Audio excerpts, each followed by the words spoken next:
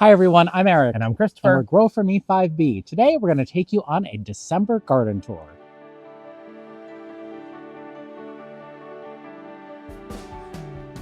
Well, hello everyone, and welcome to our garden here at the very end of the year. It's late December, it's actually Christmas Eve, and we thought we would jump outside to do a little December garden tour, maybe show you some of our winter highlights.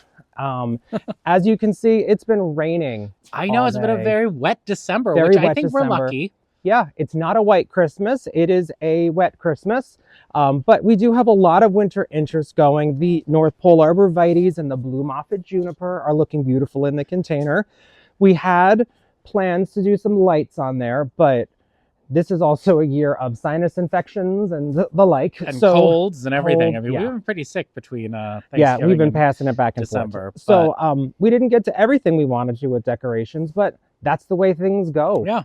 Eric, if you pan out along the garden, you can see that the evergreens are looking good. It's a little misty right now. It's so funny to think that it's the end of December. Do you think we're going to leave these evergreens in these containers indefinitely? I don't think they're going to stay indefinitely. In the springtime, we'll probably find a new home for them.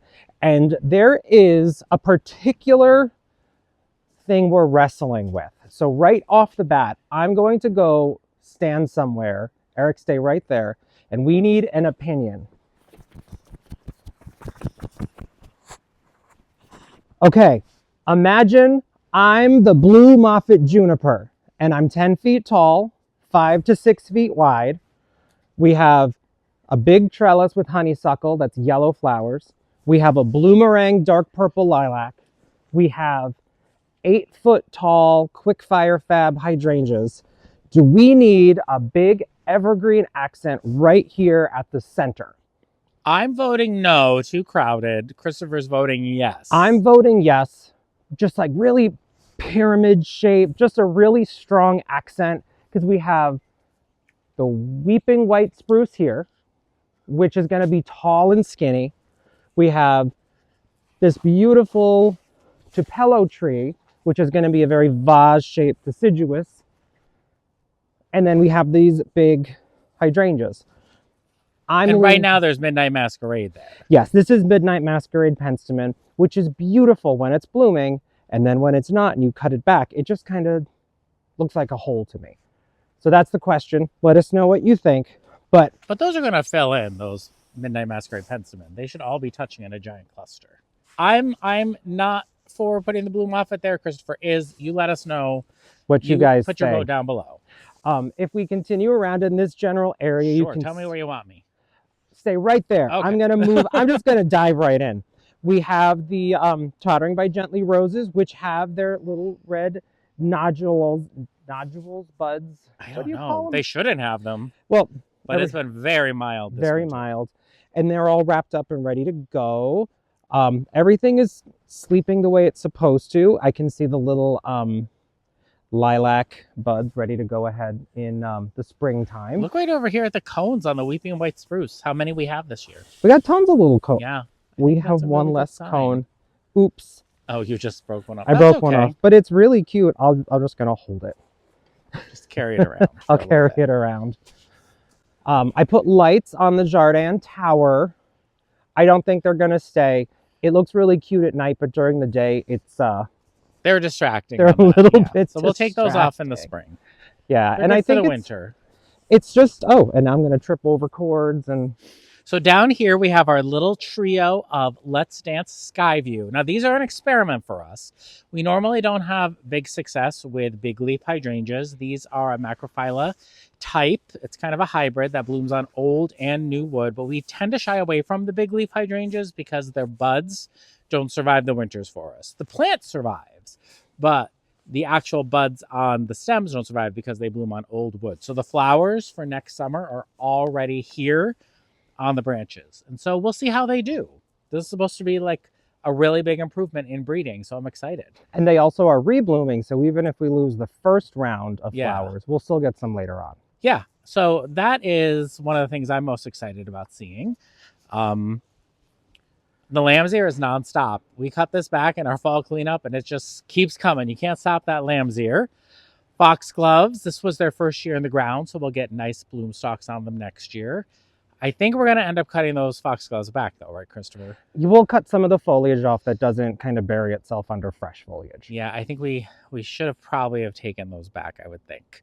The sprinters are not looking terrible. There's a little bit of tip burn on them. I'm not sure why, because even though there wasn't drip irrigation in this bed, these are definitely in the path of the lawn sprinklers. Yeah, they do get quite enough water, but I've noticed on every variety of boxwood that we have, there's a little bit of tip burn. Except the new gen boxwood that we have. That's true. Never gets tip burn. It's really surprising. Steady Eddie viburnums, which bloom through the entire season, have a really cool structure in the winter. When the leaves have fallen, you can really look at the great shape that they have. And, Midnight One Shine, not getting eaten by anything, which is great. Love that. I think we're going to give these Aronia a chance. We'll see how far they get in the spring. Yeah, they're so pretty. Yeah, I say we're giving them a chance because if you haven't seen one of our previous videos, these have been a favorite of all the garden critters. Like deer, rabbit, everything that can like eat them wants to eat them. So, Yes. Yeah, so they've really struggled trying to get established. Excuse me.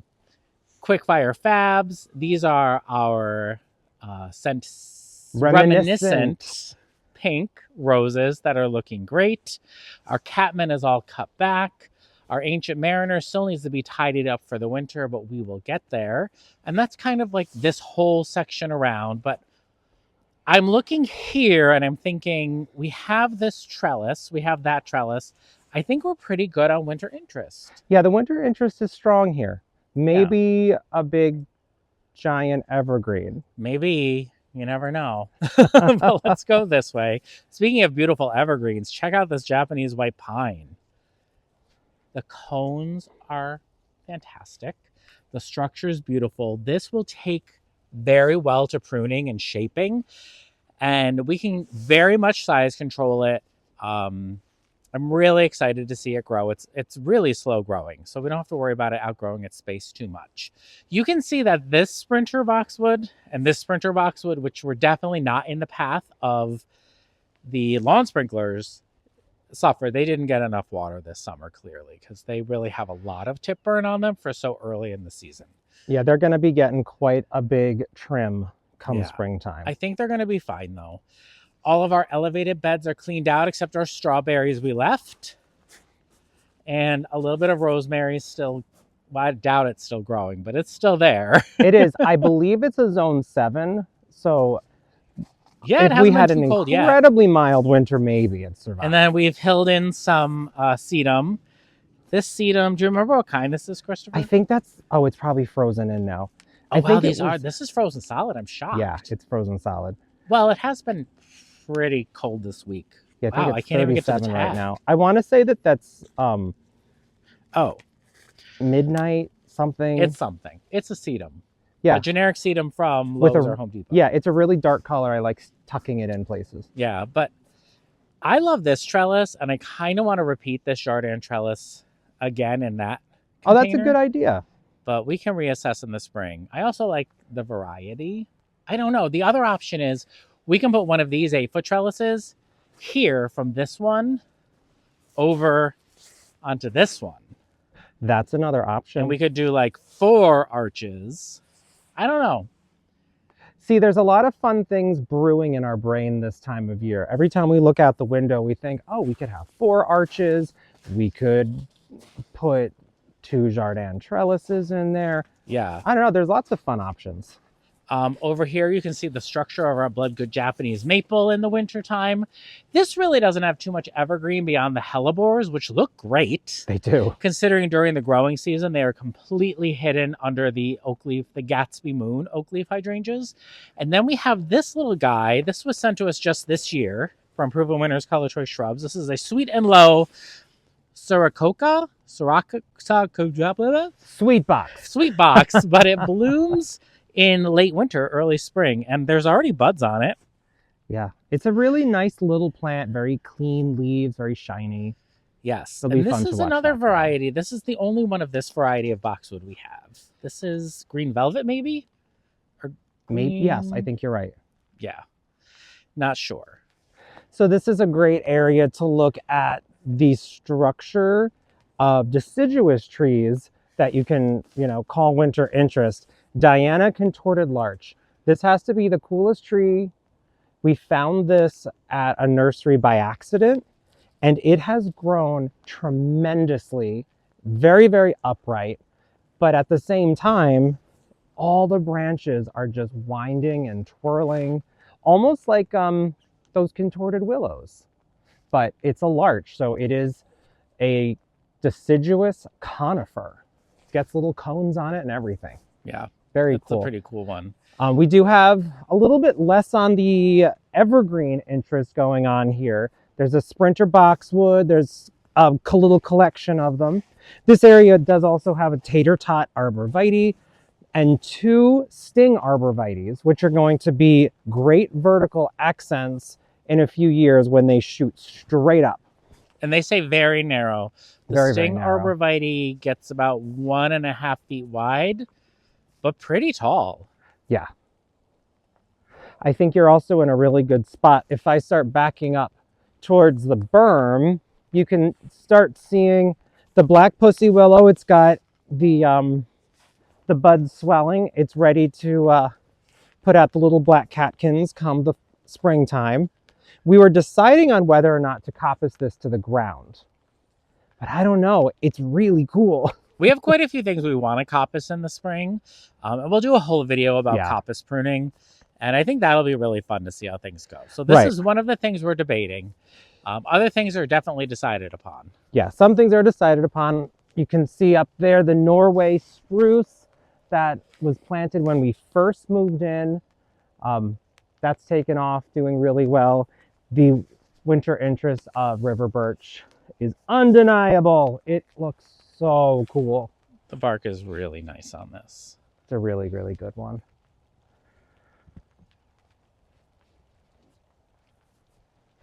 I'm seeing little critter holes.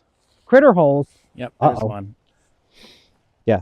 Sorry, guys. Tap, tap, tap, tap, tap. Get rid of those critter holes. I don't know if that does anything, but it makes me feel a little Yes, better. it makes us feel much better. So this clematis right here, I think we're definitely going to move.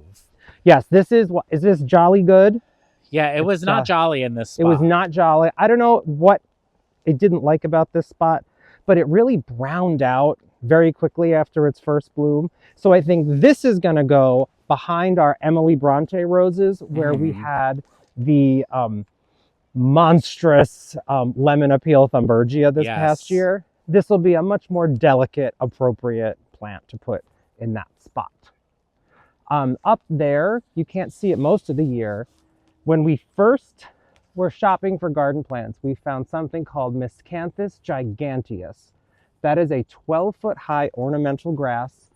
We have 2 of them. We put them on the berm because we didn't know where to put them, and now they have spaced out. They're about 6 feet wide, and they do get 12 feet tall. They're gigantic. Hence the name. Don't know what we would ever do with them in the rest of the garden. This is the last of the ornamental grasses that we haven't cut down yet. You can see it's already getting weighed. We did have a couple light snows. And it's not so much that it will look ugly, but it makes such a mess when the grasses start flying everywhere. It takes so long to clean them up. So when it's dry, we'll cut this down and chuck it. I do want to point out the structure on this viburnum too. This is opening day viburnum. And a lot like the Steady Eddie, it has really pretty structure. Yeah. I think viburnums really have beautiful interior bones. Yeah, and you'll see underneath it, we left all the fallen leaves. There were no health issues, nothing. It was very healthy, nice viburnum. So we'll just leave those leaves there. And then in the springtime, we will just put compost right over the top of them, because that's free nutrients right there.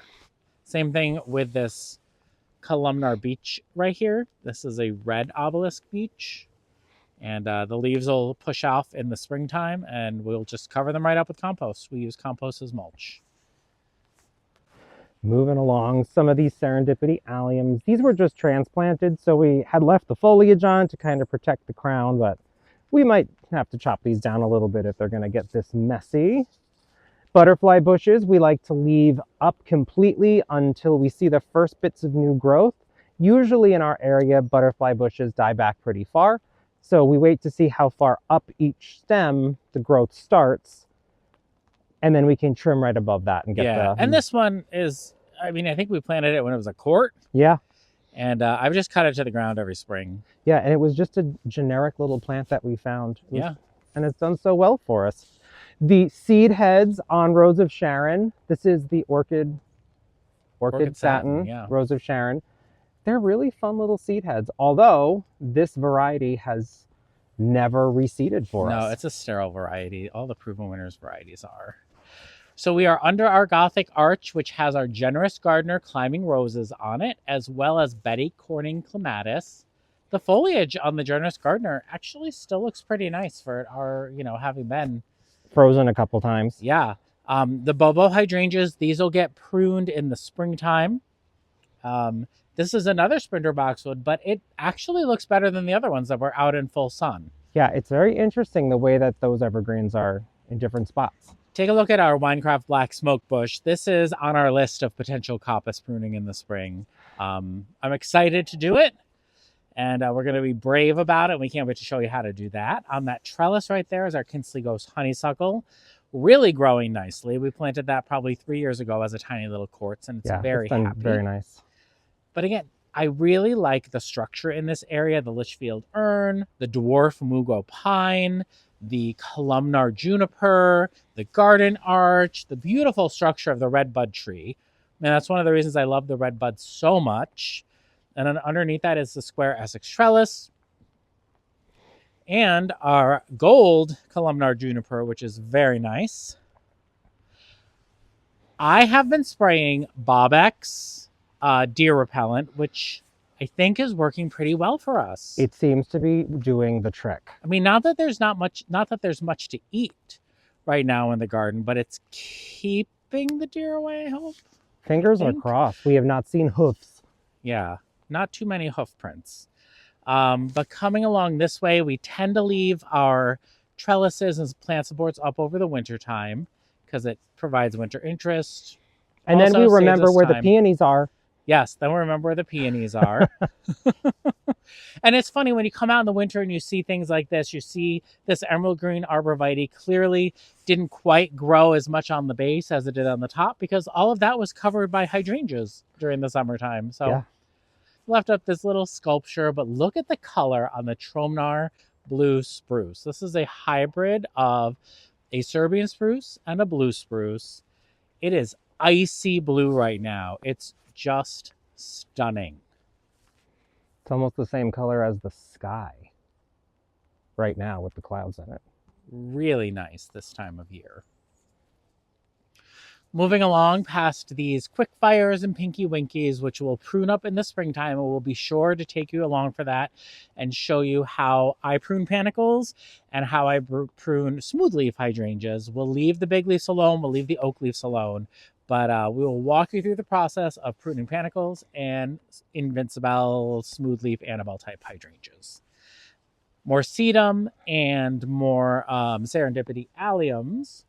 Right here is our drift of, wait.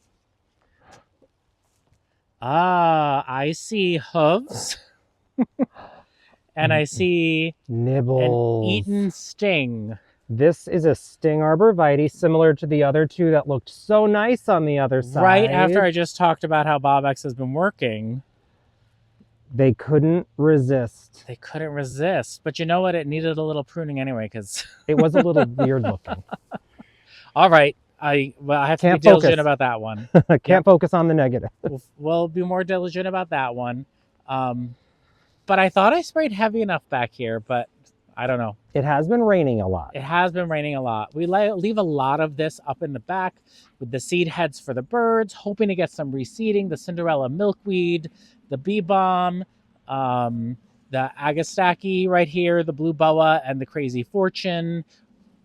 We really just like this part of the garden to kind of be that wilderness edge that leads into the woods. The Baptisia has been cut back. We will wait to cut back this hardy hibiscus until the spring because we don't want water to get into the empty, when you cut the stems, they're hollow. If water gets in them, it'll freeze and hurt the crown. So we don't want to do that. This is a hedge of Invincible mini mauvettes with one Invincible garnetta on the end. I've been very diligent about spraying these. I do get we had held this up for a little bit of a berm. I think they're going to be fine. They're very winter hardy for us. I'm just hoping that they have really good drainage, and so they don't experience... And once they root in, they'll hold some of that compost and soil better. Yeah. So I'm really excited to see those. And our bald cypress has not dropped all of its needles yet, all of its leaves. So the center of our backyard is a little bit bare at the moment. We have a Princeton Century Ginkgo, which is more of a columnar tree. We have the paper bark maple with the cinnamon peeling bark. This is going to be a beautiful tree, but they do grow a little bit on the slower side. And then we have the bird feeder, which is just seasonal for us. Just seasonal. We take this away in the spring. So we've been left with this area and we don't know exactly which direction to go. I have a lot of thoughts. There's a lot of thoughts. There's the thought of this pathway in front of me extending forward, and then this becomes a beautiful greenhouse. Or this becomes a beautiful fountain with a parterre garden around it. You know, beautiful... a fountain with a basin. Yeah, a fountain with a basin. Just beautiful boxwood hedging, very clipped and tight. Maybe some roses tucked in some spots. So that's an option. Like a very formal area. Right, a very formal spot. Or maybe this comes out to the lawn and there's a greenhouse over here closer to the ginkgo. And maybe there's an 11 by 16 pond right here with a waterfall coming down the berm that seems to appear from below the arborvitae. 11 by 16? That doesn't sound that. It sounds humongous to me. 5 by 8. I don't know about that either. So there's a lot of possibility here. There are a lot of possibilities. I've even thought so much as like maybe we tuck the greenhouse into this corner back there. Yeah.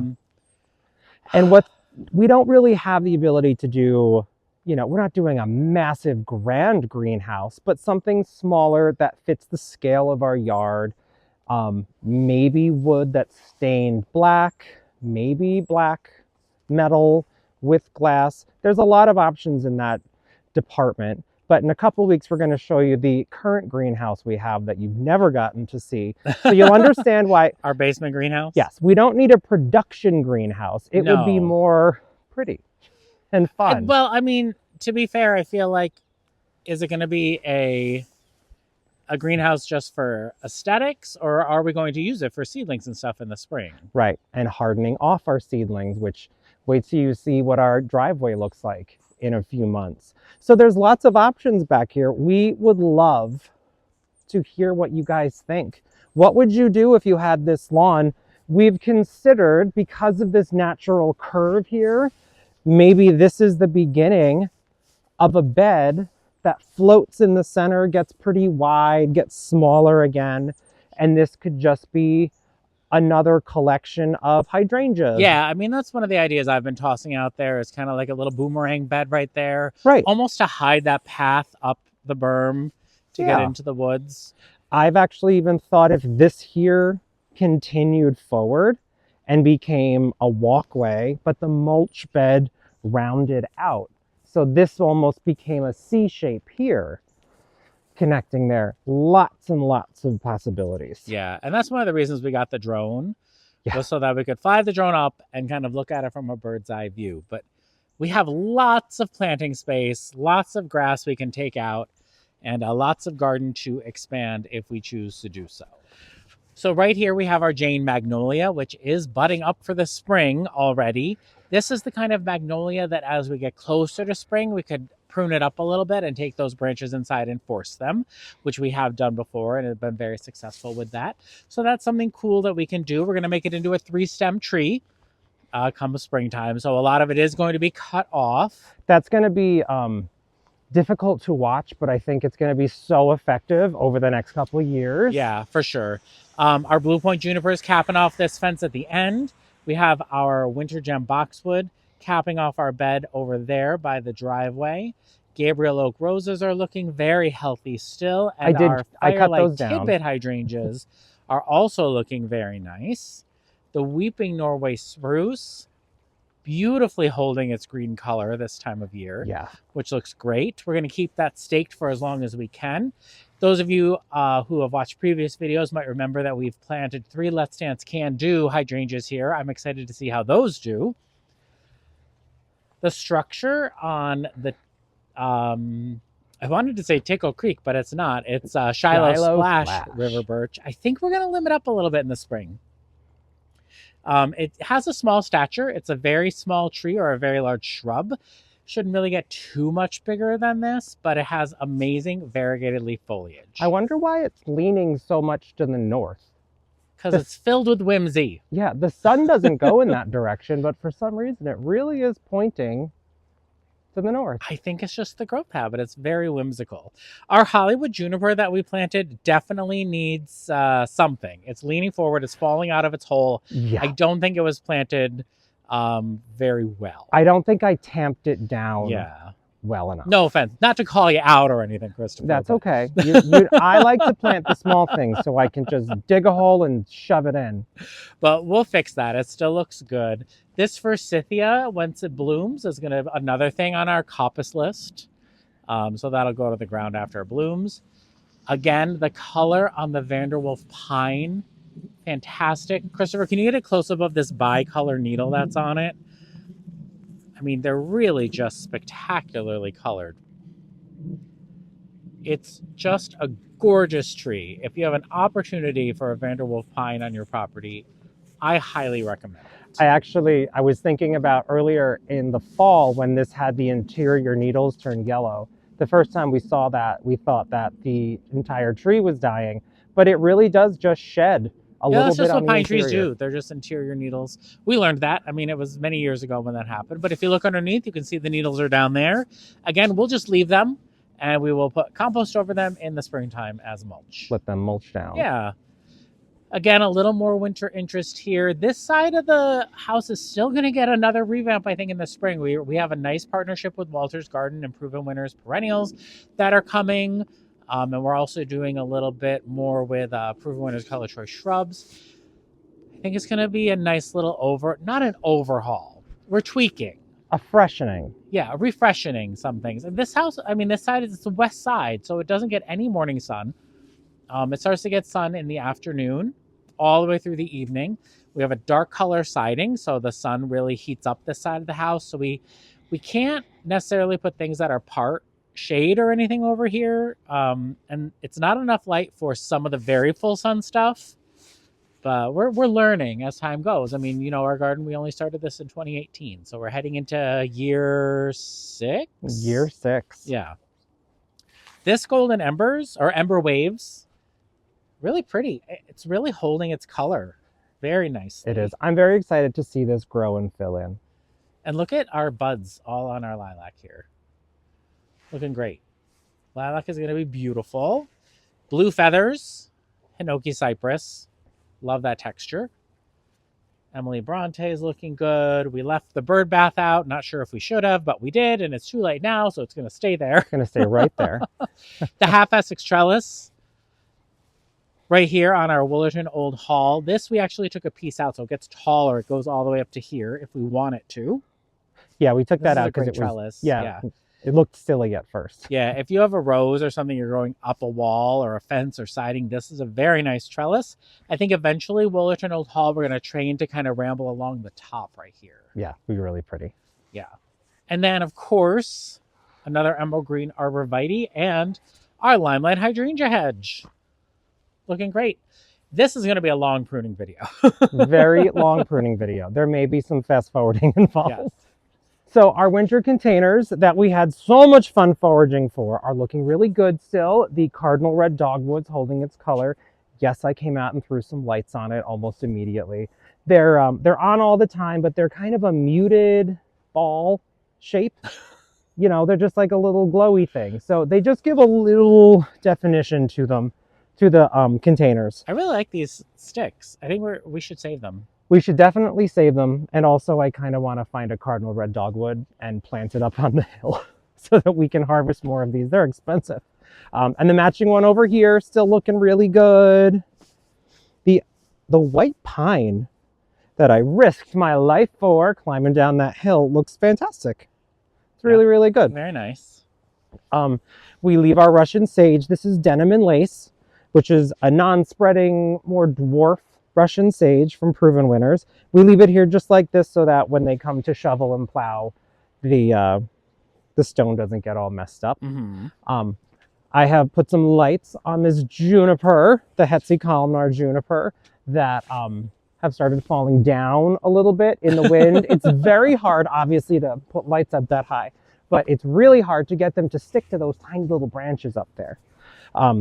This winter gem boxwood is the easiest for me to prune, so it has the nicest shape. It did get a little wonky, and I didn't get to clean that up before the season change. This is an example of why we like to get rid of grasses before winter. This is just a annual for us. I don't know. It might make it that the rate this winter's going. That's true. It's been cold, but it hasn't been bitter cold yet. Yeah. And then this is the time of year you get to see the winter gem formation we have in the back. I had an idea about cloud pruning because I saw pictures of it and I thought it was cool. And then we planted tons of hydrangeas in front of it. So I'll do a light cloud prune that we can enjoy in the winter time. The firelights are doing really nicely. Yeah, everything is just kind of hanging out. This particular winter gem looks pretty good. It hasn't done too much bronzing. I have to get out and take some of the height off on... Yes, before you do though, we're actually going to probably use this video as reference because the Vanessa bells are getting this high up into the beech tree. So I think we're going to limb up the beech tree in the spring. Yeah, it's going to be painful. Sometimes pruning is painful. I think we're going to limb it up like a good foot or two probably. Yeah, and that's a couple of really good sized branches. But we had at one point, I mean, we had Vanessa Bell all the way up into this area, and that doesn't look very cool. So right here, Christopher took the time to floral wrap this grouping of birch trees, which looks really pretty at nighttime. Really kind of lights up the front of the house. We have a group of wee white hydrangeas down front. More winter gem boxwoods. It's funny because this one we transplanted at the end of the season in 2022, and you can see it clearly didn't get very well established before the winter time, but it'll catch up. Everything will be fine. We'll prune them up to be the same size and shape in the spring. Over here, this is our new gem boxwood that rarely shows any sign of bronzing or anything. So this one is very successful for us, and it's a nice compact shape. It's never been pruned, and it looks like that. Yeah, it's really nice. Yeah. Come on up this way. Evergreen Spring way Grove here. Arborvitae. Looking good. Our Blue Point Juniper is looking great. Winter Gem Boxwood. Our Oak Leaf Hydrangea. Love that. That's probably max width, I think. Yeah, that's definitely max width. It'll probably put another 4 feet on top. Maybe. On our list in the spring of things to change is change out this trellis. We're going to do the Jardin Tower trellis on this Teasing Georgia Rose because it... Ow. Merry Christmas. Because it outgrew this trellis. Columnar Scotch Pine is looking fantastic. The evergreens really shine this time of year. That is as wide as it's supposed to get. I hope that is true. It is probably planted about 4 feet away from the house, maybe 5 feet away from the house. It's only supposed to get 3 feet wide. Yeah, and it's supposed to shoot straight up, which it has in the last years, or the last 2 years. It definitely got some height on it. Yes. Sprinter Boxwood, Hinoki Cypress, looking real nice right here. One of my favorite trees in the whole garden, the Royal Frost Birch. I just leaned on it and it's raining on me now. Oh my gosh, it really, I can hear the drip. The tip broke off somehow though, in like a windstorm. I'll see if I can point it out right there above my face. Oh, no, there you go. The tip of the tree snapped. About a 2-foot branch. So it's going to have to reestablish a new leader. Yeah. But it's such a pretty tree and it can do whatever it wants. But I feel like birch trees grow so fast that they're really weak. That's true. Right? Because they're such fast growers, so they're really weak trees. So we'll see how that holds up.